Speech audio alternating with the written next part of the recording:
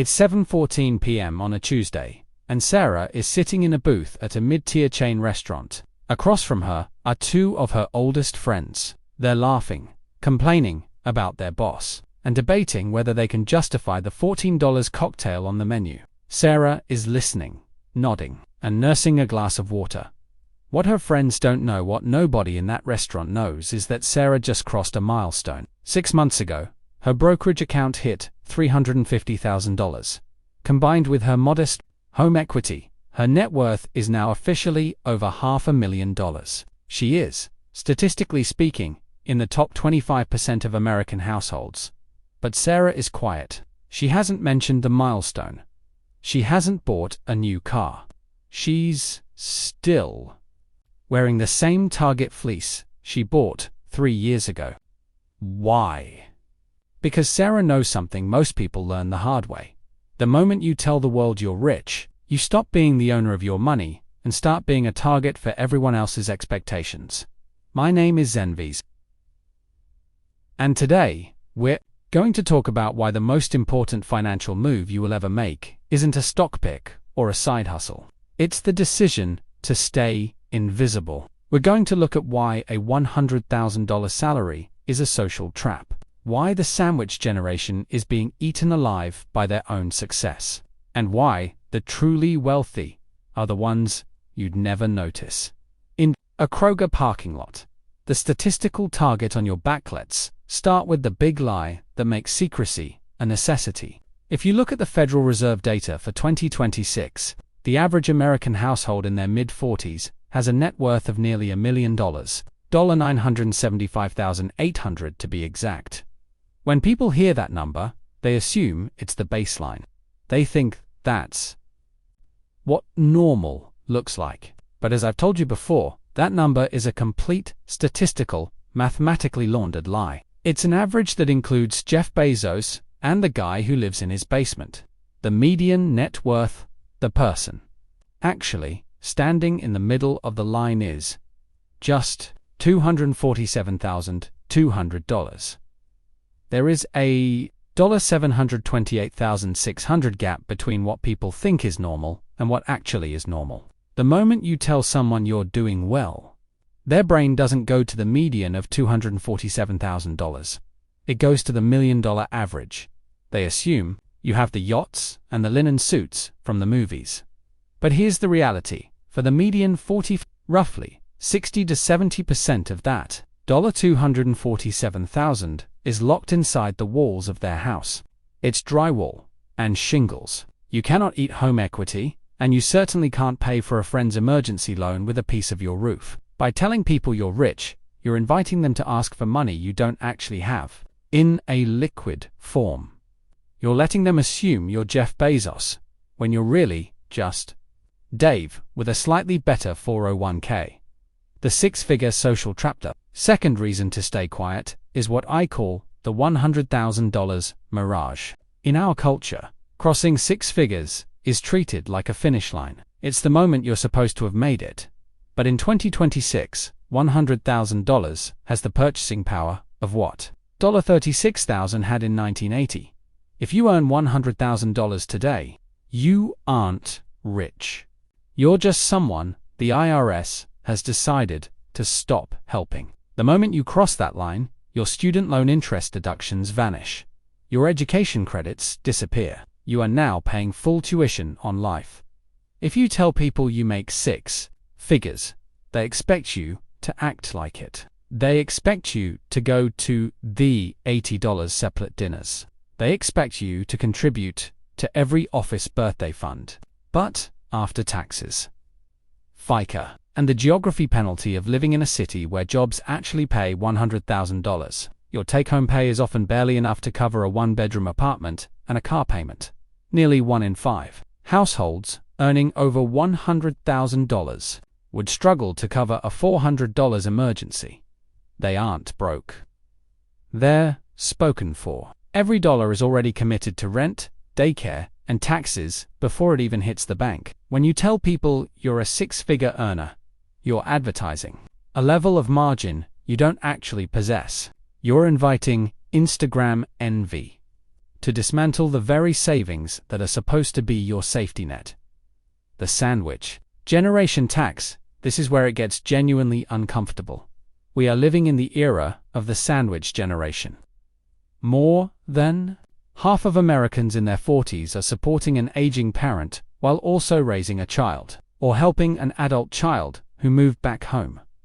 Take Dave, our typical 45. He's splitting a $6,200 a month bill for his mother's assisted living because Medicare doesn't cover it.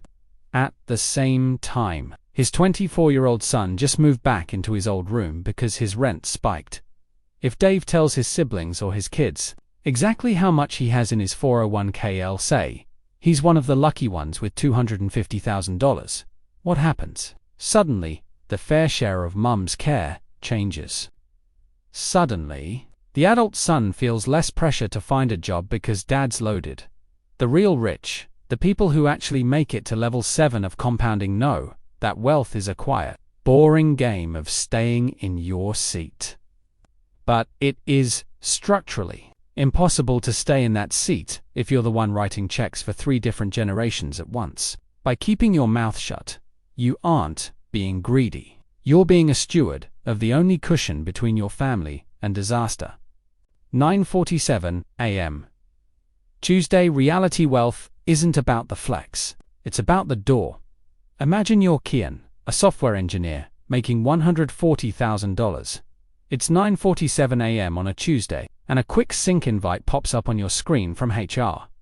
In 2026, the job market is a low hire, low fire equilibrium. If you lose your job today, the average search for a new one is 25.7 weeks, nearly 6 months. If you've been acting rich to impress your neighbors, the $700 car payment, the designer clothes you have no door.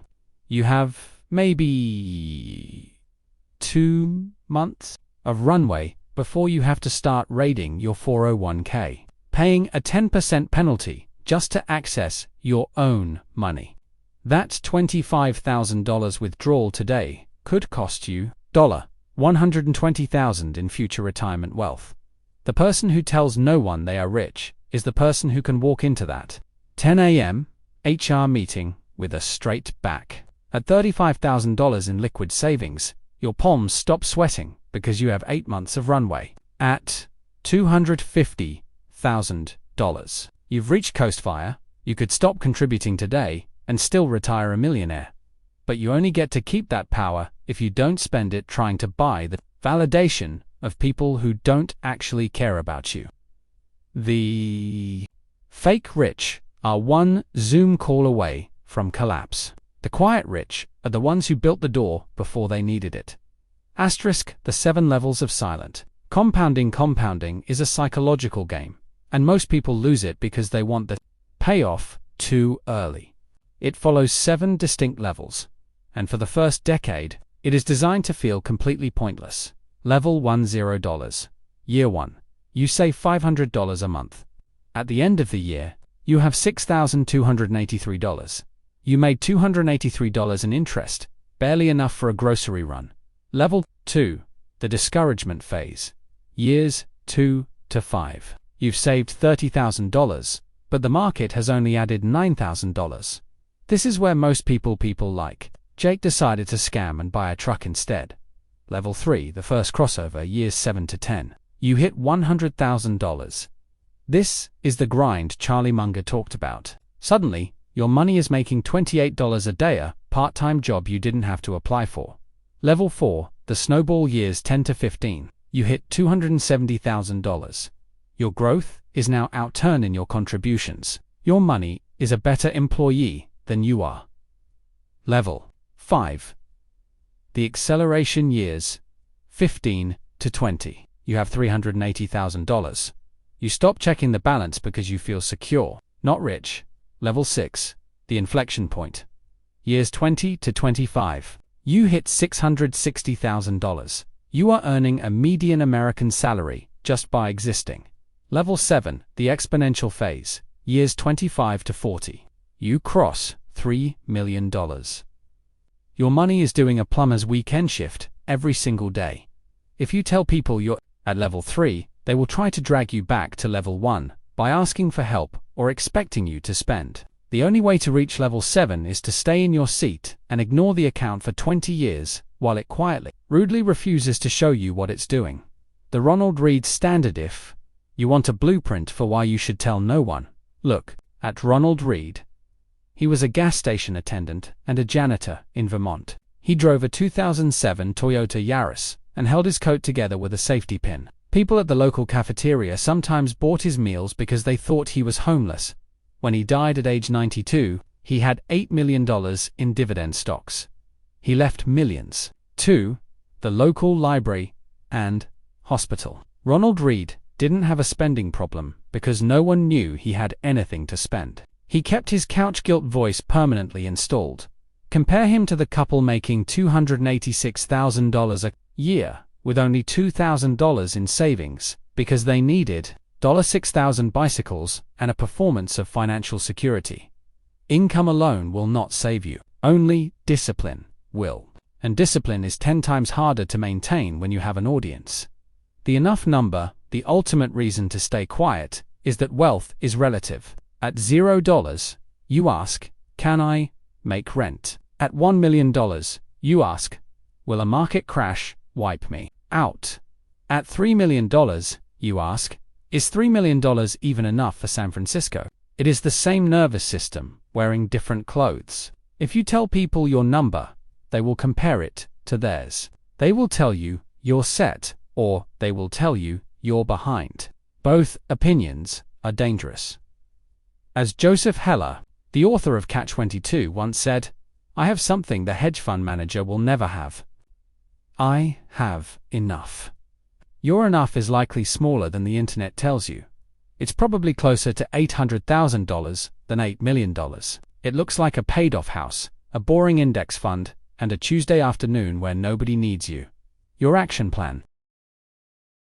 If you've been leaking your financial status to your friends, family, or co-workers, here is how you stop the bleed tomorrow morning. Calculate your liquid margin. Stop looking at your home equity like it's a bank account. Subtract your drywall and your debts from your assets. If that number is under $48,000, you are in the bottom 25%. You have no business acting rich. Aggressively protect the gap. When you get your next razor one, that pushes you toward the $100,000 it before your lifestyle notices it. Increase your 401k contribution by the exact percentage of your raise. Install couch guilt. If you feel guilty about buying a new couch, keep that feeling. It's the voice that built your savings. The moment you silence it, Instagram envy takes the wheel. Adopt the level 6 aesthetic. No Chrome, no Flex, no Instagram. Drive the 2014 Camry. Wear the Target fleece. Let your bank balance be the only receipt you need. The day you feel rich won't be the day you cross $1 million. It will be the first Tuesday you realize your expenses didn't grow as fast as your income did. It will be the day you realize that if that quick sync invite pops up, you have a door you can close that isn't made of panic. I'm Zen. Stop telling the world your number. Start building your door. I'll see you in the next one.